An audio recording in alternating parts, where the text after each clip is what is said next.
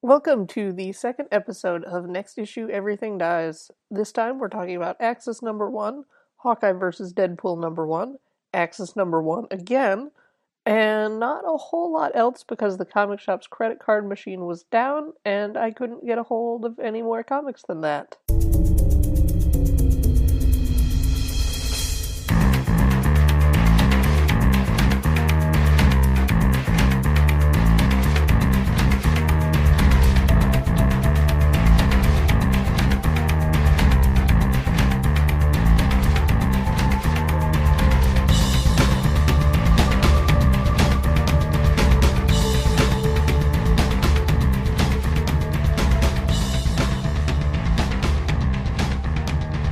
Welcome to Next Issue Everything Dies. I'm Chelsea Anderson. I am, again, one of the hosts. I am Kat Adachi, and I'm still one of the hosts also. That's fantastic. I'm so happy to be here. Yeah, I mean, next week I'm starting my internship with the Great Lakes Avengers, but, before that, I'm still just the host for now. I hear Alpha Flight is going to make a comeback, so I'm looking to join them. Oh, fantastic. Yeah, get a little Canadian superhero action going once again. Exactly. I feel like those are both really neglected teams right now, which is sad. Although Squirrel Girl is getting a new book, so we're getting a little Great Lakes action. Let's tie that into our first segment here. You know what would be great instead of Avengers and X-Men Axis? Sixes? Sixes? What would be better than Avengers and X-Men Sixes would be Great Lakes Avengers and Alpha Flight. That would be like the Sevens. ideal terrible crossover. I feel like we've gotten a lot of Avengers and X-Men crossovers, and it feels really perfunctory at this point. Like they're just sort of going, oh, these guys never interact and never really have anything to do with each other outside of Uncanny Avengers. Maybe we should pretend that these are in the same universe? I know, let's do a crossover once a year, rather than try and integrate them in any other way. How many of them are also actually good? This is an unpopular opinion, but I actually kind of liked AVX. I know, like Dead Silence meets that because that's a terrible opinion. The Dead Silence mostly meets that because, as I've already said, I don't read anything X-Men. Well, except for Sixes. Except for Sixes, which is supposed to be called Axis, but they wanted the logo to look the same, like upside down if you flip it. Some kind of like a Illuminati thing, which is the wrong series, but alright. Well, Yeah, if you turn the cover of Axis upside down, it still reads as Axis, or else it just reads as Sixes, because they had to make the A and the S and the I all be one thing. And there's a name for that, but I'm not going to bother looking it up. But yeah, we're just going to keep calling it Sixes, so you're going to have to deal with that. Yeah, clearly the easiest thing to talk about with this issue is the logo design, okay. Especially because for like the first 6 pages, there's just a banner on the top and bottom. There's a running frame of the word Sixes. It's like, in case you forgot what you're reading. It's very distracting to begin with. It's a really terrible layout choice, and it's like, I don't know what the artist was thinking. I don't know what Remender or whoever made that choice was thinking.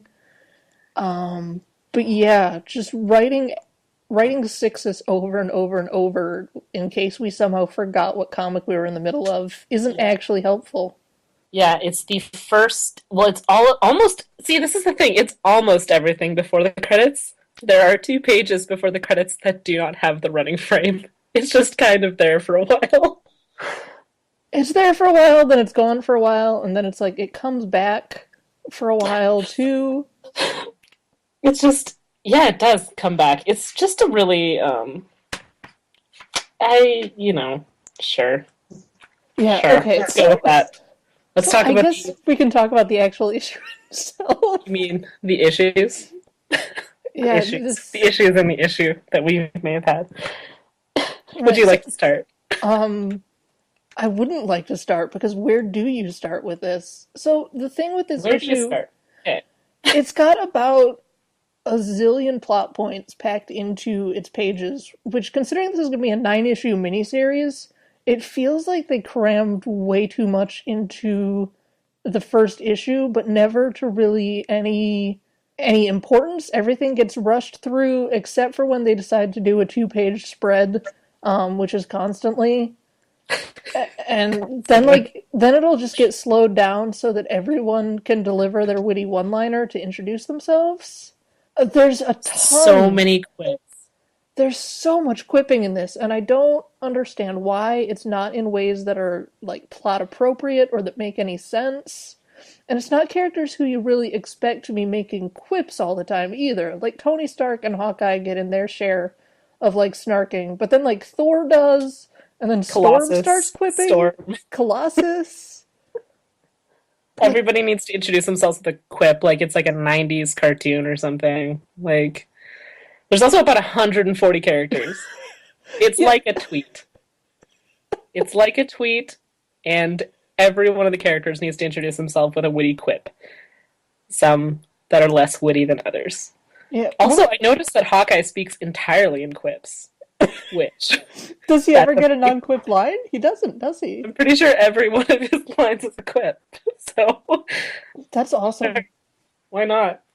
One thing I really like is the number of characters who, despite the number of people who get their shitty one-liners in, there's a whole ton of characters who are introduced and don't say a word and don't seem to have a reason for being there. Like Nova shows up in a Nova. single part of a panel. It's like he's just kind of in the background of one shot. It's like I literally don't understand why he's showing up to this. He's like, If that happened in a movie, that would be a continuity error. yeah, That he's just doesn't. literally like 12 for one thing. I And I think just, he's like. I think Sam's like 15 or something. 15? Okay. You know, he's a little young for this like Nazi thing they got going on here. Yeah, because okay, so the plot that we've got going is that I guess over in Uncanny Avengers, Magneto killed the Red Skull because the Red Skull's a Nazi and Magneto survived, the concentration camps as a kid. And apparently Rogue like chewed him out for this and was like, "You're just as bad as he is," which Wait, seems wasn't that Havoc who said that? well, no, Rogue did that I in don't know. Uncanny There's Avengers. okay. Like, well, Havoc does it in this one Yeah, too. and then They Havoc does it kind in of this beat one. that one. Everyone sees fit to chew out the concentration camp survivor for daring to kill a Nazi because he should have known that killing the Red Skull would turn him into, like, the Red Skull version of Onslaught, because that makes sense. So, yeah, that's what happens when you kill people, right? They turn into giant, like, Nazi psychic death monsters. Yeah. So I guess the Red Skull. I mean, okay, so he's dead. But yeah. So anyway, Xavier is also dead right now, and they combined his powers with the Red Skull. So the Red Skull became Red Onslaught. That's what I gather right now, sort of. Yeah. It's really poorly explained, and I know, like, Onslaught has shown up in the past, not as Red Onslaught, but I never actually read that storyline because that was before my time. So it relies on knowledge of older storylines without providing you any context, which is fine, I guess, but also no, because, yeah, Onslaught showed up in 1996 is when he was introduced, and I don't think he's really been a big thing since 96. That was like a combination of Magneto and Xavier for some fucking reason.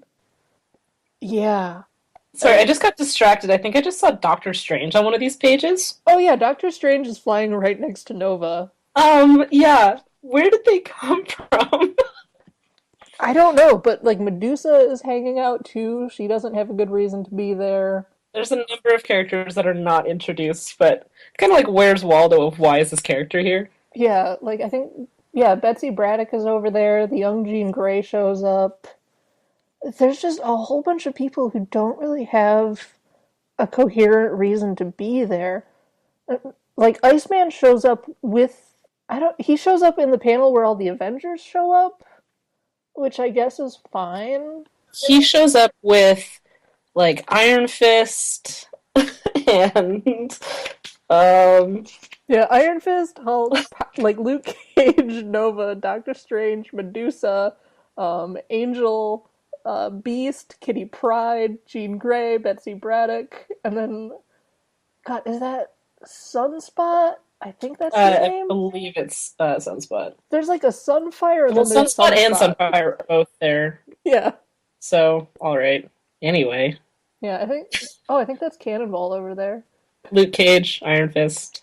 Yeah. I think Sue Storm. It says anyway. She's listed as one of the characters.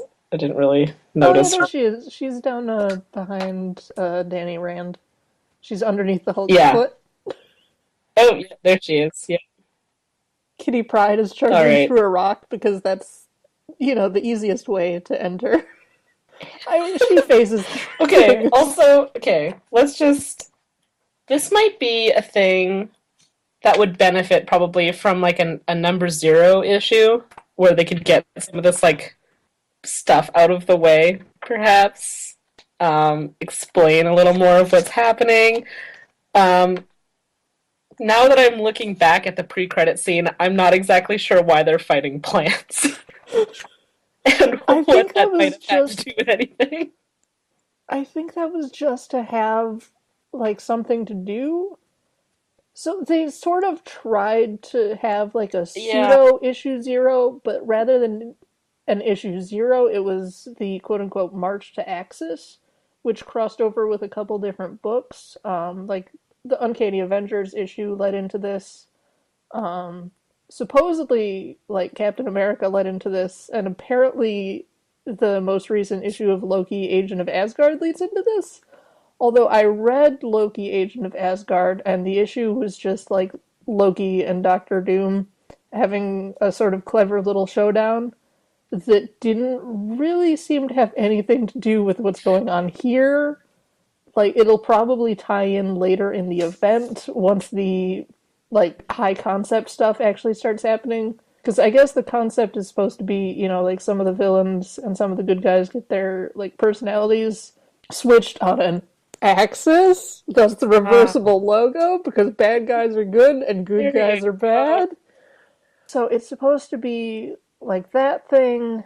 And so I guess that the, Loki and Doctor Doom having showed off very recently will probably like tie in later in the event, but it didn't set up or explain anything that's going on now. Is the point. Kind of trying to figure out where Thor went in this also. Oh yeah, Um, Thor kind of shows up and then he vanishes now and he again. shows up with the Avengers, but then disappears again. He also appears to have lost his shirt at some point. Well, So, yeah, he's Hobo Thor. He can't afford shirts anymore. oh, I guess we should mention then that Thor does not have a beard in this. So, Yes, he there's just does. where? What? He absolutely has a beard. What are you He talking does not about? have a beard in this. What are you talking He had about? a beard earlier in the issue. Okay, I'm looking Oh, through, gee. and in the later pages, he doesn't have a beard, but I promise in the What are beginning you he talking about? does. Okay. Okay, the Well, great beard debate of 2014 is happening here. okay. He still wears a cape, but no shirt. I also want to point that out. I swear there's a panel of him with a beard somewhere. Maybe I'm just wrong and I imagined his beard. He definitely has his axe thing. Yeah, he's got his axe, so at least that's consistent with what's been going on, with him like losing the hammer. Thor kind of appears and disappears at different points during this. They go back to Avengers Tower, so old Steve Rogers can kind of tell them what's going on. Thor appears to not be present for that, and then Thor shows up with that Avengers team to wherever this main Red Skull battle thing is taking place, and then again immediately disappears and is not seen for the rest of the issue. So, all right. Yeah, Havoc has some bad dreams for a while. Everybody has a lot of bad dreams for a while. Wanda makes some really hilarious faces, which is great. I mean, none of this has anything to do with Thor. I'm just like flipping through this issue again, flipping through it digitally, but it's not going well. like there's like a random scene where I guess Quentin Quire, Scott Summers, and Evan Sabanur, the young like Kid Apocalypse, aka Genesis, have been captured at some point. Genesis. I don't know when that happened because I don't think that was in the most recent issue of like Wolverine and the X-Men, which is where Quire is. Um, So yeah, I don't really know how that happened, but fine, whatever. Like Magneto frees them and stuff happens, and then Evan like bites it in a really cheap way. And then Quentin Quire may have bidden it in an even cheaper way. So I both still don't characters were know kind what of you're there. talking about with that because I see him like standing around with the lab coat, and then I just don't see him again. Which is like, what is this Okay, coat he's wearing? so yeah, I don't know why he's wearing a lab coat. That's a thing. But so he's wearing his lab coat when Evan dies, right?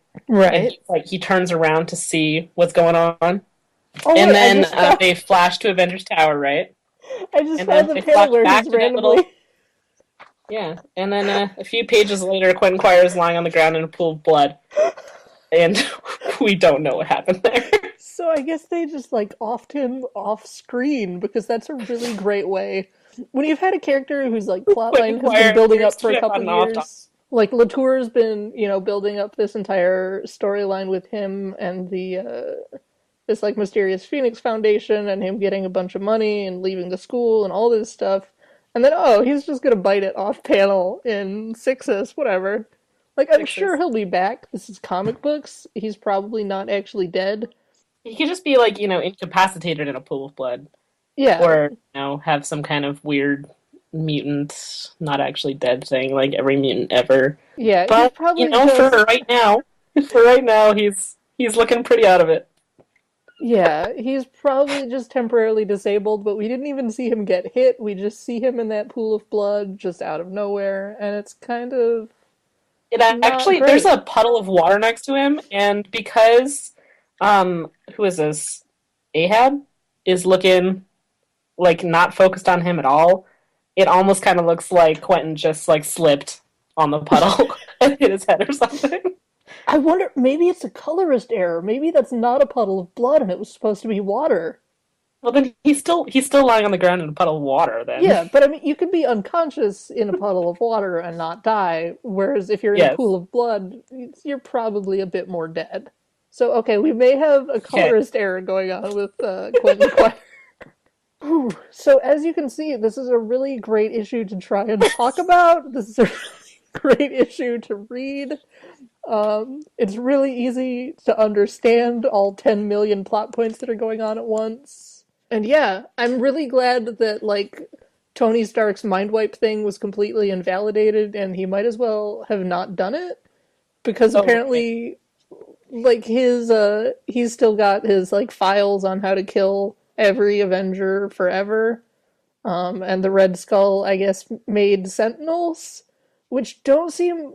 When you introduce the Red Skull as Onslaught and this, giant, monstrous psychic figure of hate and death, and then you introduce With Sentinels. tentacles. Oh, yeah, of course, because he's got his, like, Hydra theme going, so he's got to have tentacles everywhere. But it just feels like when you introduce Red Onslaught, showing the Sentinels afterwards really feels like a cop out to me.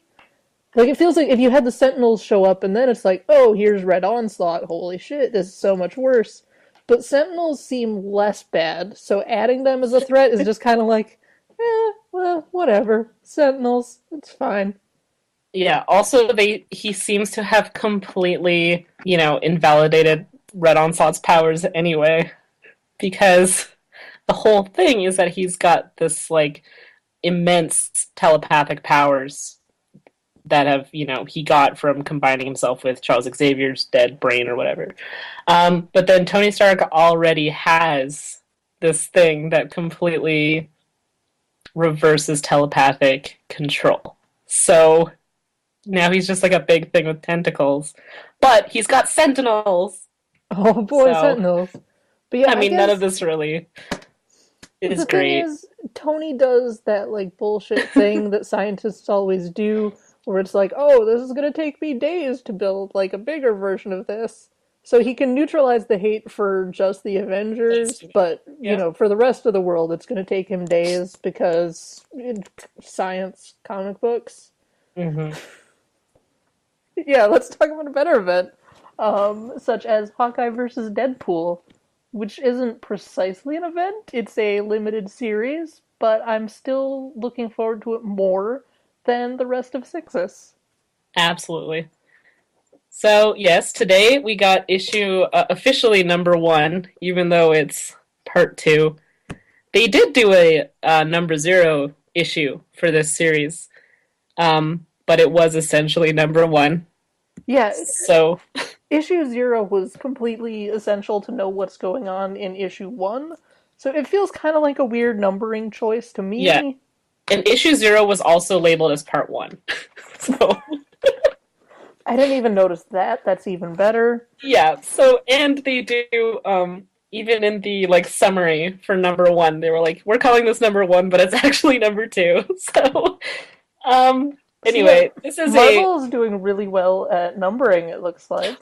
oh yeah. So this is a six issue series that is actually a seven issue series. And it's I think that it's fantastic so far. For the most part anyway. But I'm much Yeah, happier with it than I am with sixes. yeah, the other thing with Sixes that I neglected to mention was that the art is all over the place. Like they've got a couple different artists working on it, and so you'll occasionally get pages where like old Steve Rogers looks like Clint Eastwood. Oh yeah. Yeah. Exactly what he looks like. So I mean, if they decide to make a movie out of Sixes, which they absolutely will not, they can just get Clint Eastwood on board. They might have to hurry on that one. There's Yeah. also I wanted to mention there's a panel where Quentin Quire doesn't have a head, I'm pretty sure. So I just want to throw that one out there. It's like one of the kind of wide angle panels. Oh no. And the details were kind of just like, yeah, well, somewhere maybe in coloring or something, Quinquire lost his head. So Yeah, Quentin anyway, Quire's been sustaining a lot of injuries thanks to that colorist. maybe that's why he was lying in a pool of blood. He was lying in a pool of blood. He doesn't have a head. Jesus, Quentin. Yeah, Quinquire got a bit of a, the shit end of the stick in this issue of sixes. Okay, anyway, Anyway, back to back Hawkeye to versus Hawkeye Deadpool. The versus point I wanted to make was that the art is really inconsistent in Sixes, and it's very consistent in Hawkeye versus Deadpool. Yes. Okay. Here's the thing that I'm going to say about the art in Hawkeye versus Deadpool is I love it. It's great. I love the coloring also. Um, but what I've noticed in issue 0 and issue 1 is these like weird continuity errors. And I'm not really sure how this happens. Uh, but it does. Like for instance, in issue 0, um, Deadpool's daughter Ellie gets introduced twice, which is, I mean, that's I good. guess, yeah, sure. Um, there's also, well, in this one, there's a panel where Hawkeye starts taking off his shirt for some reason, and then does not have his shirt off in the next panel. Never takes it off again. He just is kind of like lifting his shirt over his head for no reason in one panel, and it's hilarious. Also, the pumpkin outside of Hawkeye's house in issue 0 changes from a Spider-Man pumpkin to a Deadpool pumpkin. Um, just kind of between scenes. That's fine. That's great. Although the thing with Hawkeye changing his shirt is before he does it, before he takes his shirt off, Or his doesn't sleeve is all ripped up, and then after he doesn't take his shirt off, his sleeve is not ripped up. So I guess he might have Oh, changed into the exact okay. same shirt, That actually only the other copy of the exact same shirt is not ripped. is not ripped. Yeah. Okay. That kind of makes sense, actually. It's still a little weird, but I guess that makes sense. Yeah, okay. He Sure. definitely. All right, I'll give it that. He probably just changed into the exact same shirt at some point that wasn't shown. Yeah, just sort of mid conversation. Um, And I guess, yeah, you don't need to show him getting undressed and dressed again. It's Yeah, just kind that's of a okay. weird thing. All right. Okay, that's fine. I'll give it. So, I'll also say another artistic choice that I just want to point out because it's on the same page. Kate Bishop is dressed as Hawkeye from MASH, and it's amazing. Ah, Because this issue takes place during Halloween, as did the last one. So this whole kind of series is Halloweenish based, and Kate Bishop dressed as Hawkeye, but a different pop culture Hawkeye. So that's exactly. pretty wonderful. Yeah, I think Hawkeye dressing as Hawkeye is one of my favorite things about this issue. Also, Deadpool not realizing that he should have gone as Freddy Krueger. Oh yeah, because Kate hasn't met Deadpool before, and she sees him without his mask on, and compliments him on the Freddy Krueger makeup. And Clint has to be like, "That's Deadpool. That's his face," which is pretty delightful. And then Kate acts really like, oh, okay, and then turns to Clint and makes his face like an oh my god kind of face. And I just love that choice for it. Yeah, it's a really beautiful reaction, and like just for again, there are some weird consistency issues, but the art itself is really well done as long as you ignore that stuff. Because the actual like coloring and the quality of the lines and the way action is depicted and everything, that's all really great. Like there's some Yeah. really good expressions. Yeah, also somebody again, I'm just like little details in this comic are so great. Someone comes to Clint's door trick or treating as Uatu, the Watcher, with a gunshot wound in the head. I love that. And Deadpool says, even I think it was too soon for that costume. And I just really enjoyed that little toss to original sin there. But, Yeah, that was a beautiful reference to another good event, unlike Sixes. yeah. I'm sorry, I'm So just gonna keep trashing Sixes all night. That's my new. we have really become like an I Hate Rick Remender podcast. It's not intentional. Maybe he should start being better. Yeah, I mean, I've. Also, yeah, wait, one more thing about Okay. Sixes was that was the first time that either of us had read Sam Wilson as Captain America, and we both really did not like it. So hopefully Sam Wilson gets redeemed at some point as Captain America, because so far he's pretty terrible. Yeah, I've read bits and pieces of Remender's Cap Run and not liked it at all. Um, and I haven't liked how Sam has been characterized before becoming Captain America. I didn't read the first issue with him as Cap, so this is my first introduction to that dynamic, and it's not going great. I am looking forward to the new Mighty Avengers. I'm hoping that, in the hands of a different writer, it'll be good. Because Remender can do good stuff. Like, he's capable of writing well, but this is just not an instance of that. Back to the issue at hand. Yeah. So, what's actually happening in this issue? Do you want to go? All right, I'll go. So, it appears that our villains are a Black Cat and Typhoid Mary team up right now, which is kind of cool. Yeah, which is great. I like seeing Felicia Hardy in things. And Black Cat has been testing. I don't know if she's like the one behind it or if she's working for somebody, but anyway, she is making these drones to do her bidding, and those were who were behind the killing of the guy in the Zero issue, who went to Clint Barton for help because he had stolen the personnel files from the SHIELD databases. And apparently it is to make drones of the SHIELD agents. Yeah, and by drones we mean like mind controlling, random people. Zombies. Yeah, right now they're using mental patients and dressing them up as costumed heroes such as Daredevil, Punisher, Captain America, etc. They keep saying things like "I am a patriot," and then speaking in some weird kind of verses. There's a Yeah, great moment with that later where the Cap drone says "I'm a patriot," and Deadpool yells "I know," which I really enjoyed.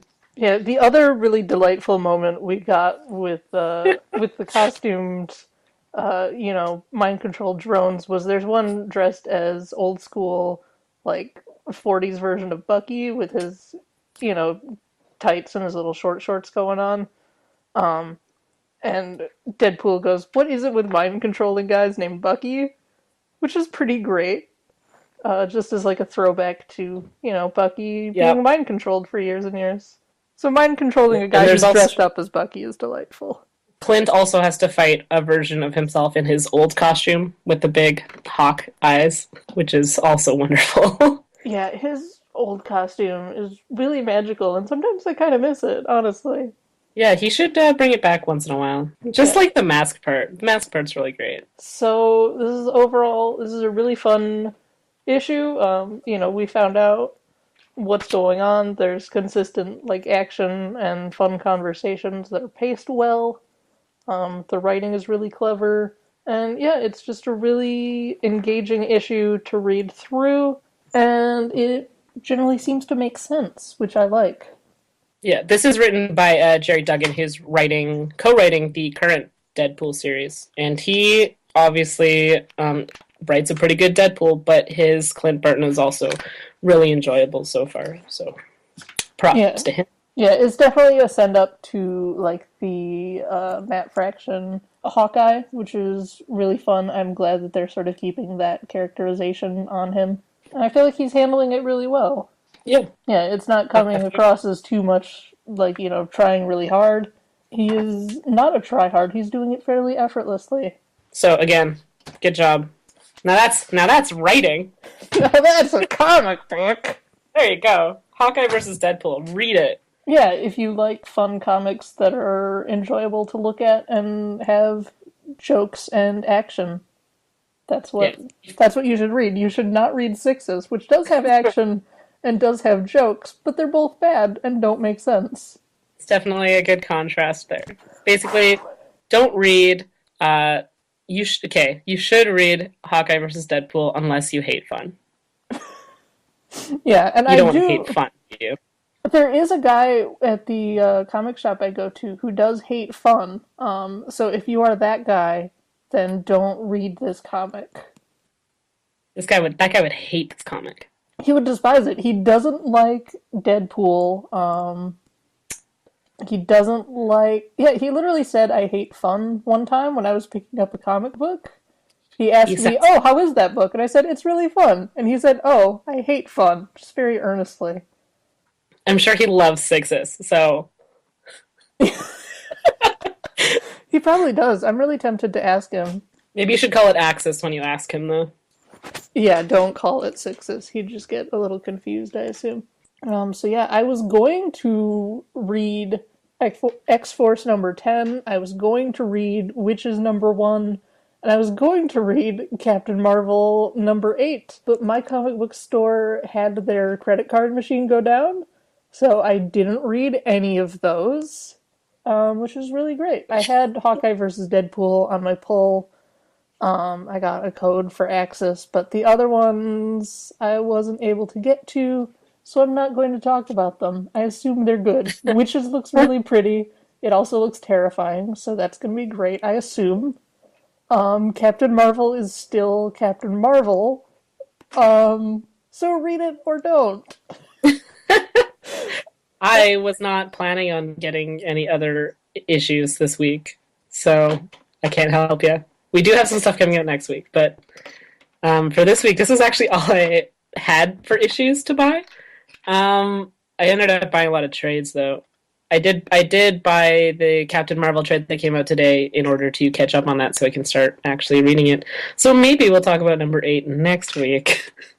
Nice, yeah, we'll just talk about it a week behind. Although I think there's a zillion issues next week, so we might end up It's We true. might That might not have happen. time to backtrack to this week when it's next week. I think we've got. I think Original Sin Annual is coming out. There's New Avengers 25 is coming out. Got a lot actually next week. Yeah, I assume there's a lot. I haven't actually looked at the list of what's shipping next week, or else I would be able Deadpool's to. Art of War. We got Storm. We got Miss Marvel 9. If we're gonna read that.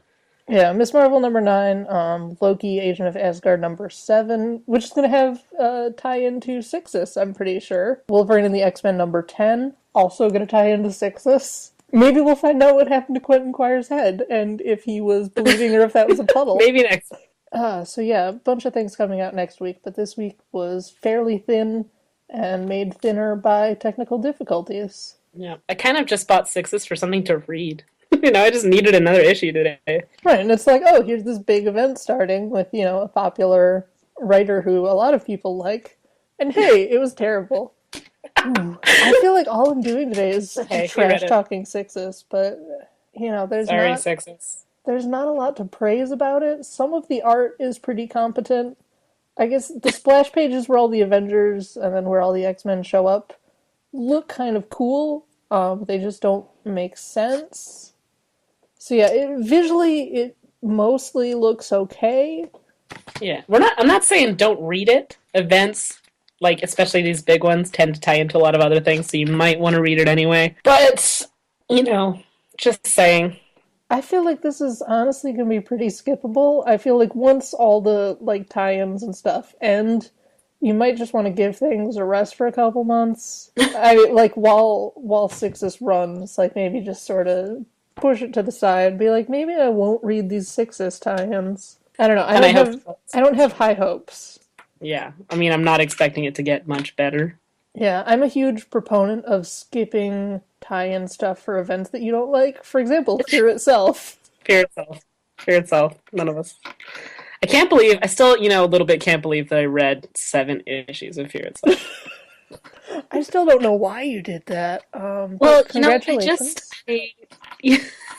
I wanted to see Bucky Barnes die, kind of. That's fair. Yeah, that's about it. Yeah. Yeah, there's the only thing worthwhile about Fear itself was Journey into Mystery. And other than that, I don't think there was a reason for it. But it did Yep. give us, a really great run with Kieran Gillen writing about Kid Loki, which was delightful. And it helped explain why Bucky Barnes became the Winter Soldier again. Yeah, that's true. Yeah, I mean, stuff happened, but you didn't have to read the event itself to get that. Oh, hey, stuff happened. Stuff happened. Yeah, stuff happened. Thrilling summary of Fear itself and of Sixus, Yeah, stuff happened, I guess. I guess. But yeah, I'm really looking forward to the Squirrel Girl series, which starts in January. Yes. I think I mentioned this already. Yeah, I'm like 100% certain I did, but that's fine. I'll mention it again because Squirrel Girl is getting, Girl, yeah, she's getting her own series. which is She's awesome. she's not a character I would have guessed at for getting her own series. She's not someone I would have been like, oh yeah, sometime next year we'll probably see something with Squirrel Girl. No, she tends to be more of like a joke and a background character. But it's written by who is it? Ryan North, right? Dinosaur Comics guy.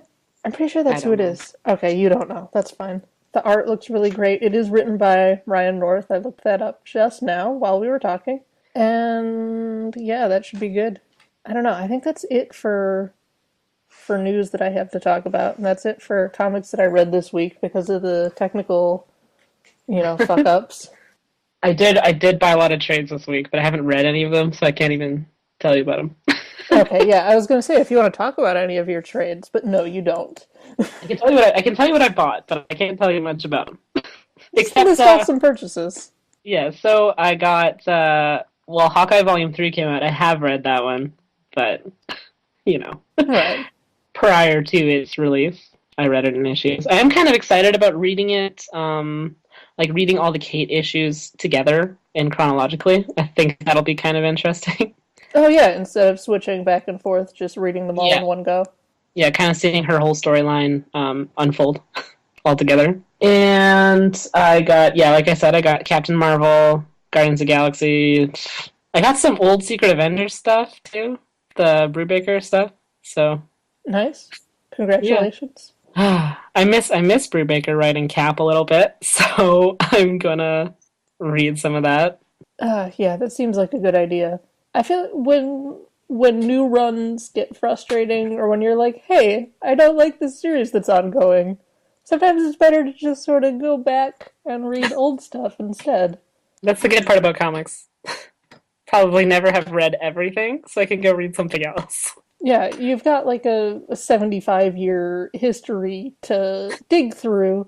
So yeah, you can just kind of go back and be like, "Oh, hey, I haven't read, Avengers number 277 lately." And you can go back and do that if you want. I am reading Secret Avengers in a really weird order.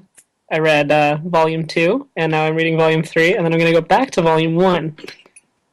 Nice. So, Congratulations on that too. yeah, we'll finally figure out if I know what's going on or not. I was going to talk about Avengers 277, but then I realized there was no reason to do. Specifically, is that the one where Cap gets his pictures of Bucky ripped up? It sure is. It came out in 1987.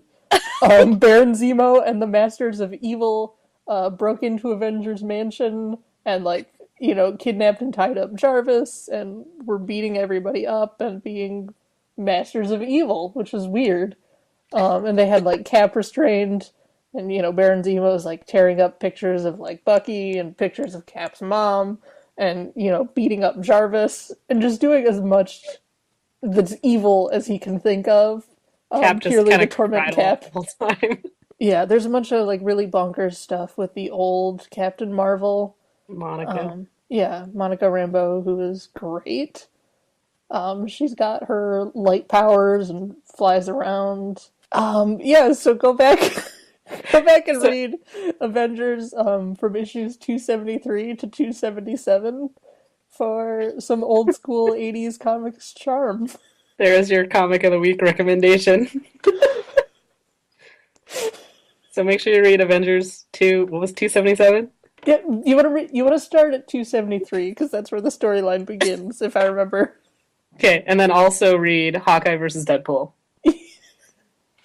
Yeah, you don't have to read Avengers 277, just read Hawkeye versus Deadpool. Yeah. Well, you could read Avengers if you want. You could, but you don't have to. So yeah, I think that's it for the week. I think that's good. Sorry we didn't read more this week, guys. Yeah, there were technical difficulties. It happens. It Okay, does. I'm gonna call it. And here's your promised witty outro. Next time we'll be talking about Axis number 2, Ms. Marvel number 9, and probably some other comics.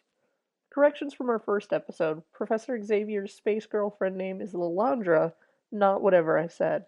Also, from this episode, Thor has a beard in Avengers number 36, which also came out this week but isn't Axis. Since Avengers is currently 8 months in the future, it's totally fine that he's beard free in Axis, and there's no like problems there. If you've got any burning questions that don't relate to Thor's beard, hit us up at nextissueeverythingdies@gmail.com or NIED_podcast on Twitter. See you next week when hopefully the episode will be up on Friday instead of Saturday.